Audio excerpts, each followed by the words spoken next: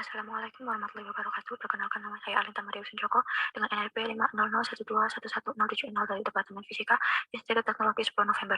Di sini saya akan menjelaskan kimia inti perihal hubungan energi dalam ilmu kimia. Yang pertama yaitu penggunaan radionuklida. Radionuklida adalah atom yang memiliki energi berlebih, sehingga membuatnya tidak stabil.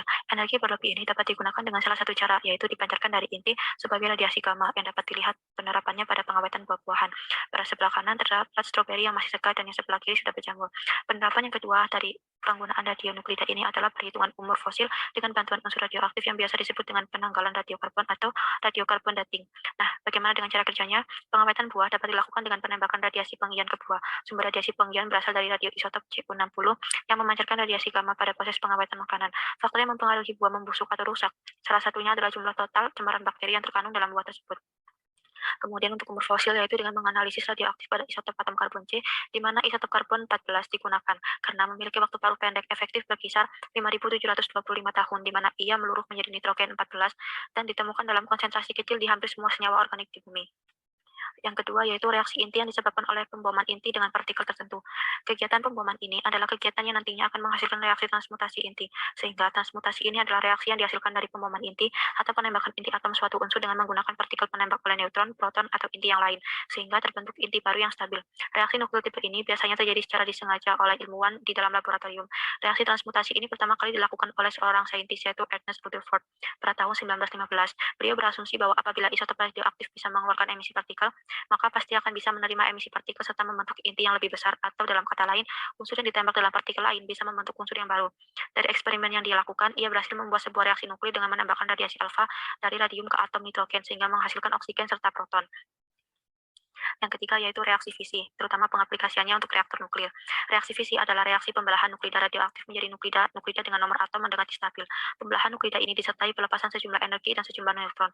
Reaksi fisi ini dapat dijelaskan dengan bantuan uranium-235 yang dioperasikan dalam reaktor tenaga nuklir untuk membangkit tenaga listrik. Jika inti uranium-235 dibombardir dengan neutron, akan dihasilkan inti-inti atom yang lebih ringan, disertai pelepasan energi, juga pelepasan neutron sebanyak 2 hingga 3 buah. Jika neutron dari setiap reaksi fisi bereaksi dengan inti uranium-235 yang lain, inti-inti ini akan terurai dan melepaskan lebih banyak neutron. Oleh karena itu, terjadi reaksi yang disebut reaksi berantai atau chain reaction. Pada dasarnya, reaksi fisi ini menjadi landasan terciptanya reaksi fisi nuklir, di mana reaktor fisi nuklir adalah suatu tempat untuk melangsungkan reaksi berantai dari reaksi fisi yang terkendali. Energi yang dihasilkan dari reaktor ini dapat dimanfaatkan sebagai sumber energi nuklir. Reaktor nuklir sendiri terdiri atas pipa-pipa berisi bahan bakar radioaktif dan batang pengendali neutron yang disisipkan ke dalam pipa bahan bakar nuklir tersebut. Yang keempat yaitu reaksi fusi atau batasan penggunaannya untuk produksi energi. Reaksi fusi adalah reaksi penggabungan dua ataupun beberapa inti ringan menjadi satu inti yang lebih berat dan menghasilkan energi yang sangat besar. Reaksi fusi ini dapat terjadi pada suhu yang sangat tinggi sekitar 100 derajat Celcius. Oleh karena itu, reaksi fusi ini dapat terjadi pada salah satu sistem tata surya kita, yaitu matahari. Pada matahari, terjadi yang namanya fusi hidrogen, di mana ia menjejalkan dua atom hidrogen bersama-sama, menghasilkan pembentukan satu atom helium, neutron bebas, dan banyak energi. Inilah proses yang menciptakan semua energi yang dilepaskan oleh matahari, termasuk semua panas, cahaya, tampak, dan sinar UV yang akhirnya sampai ke bumi.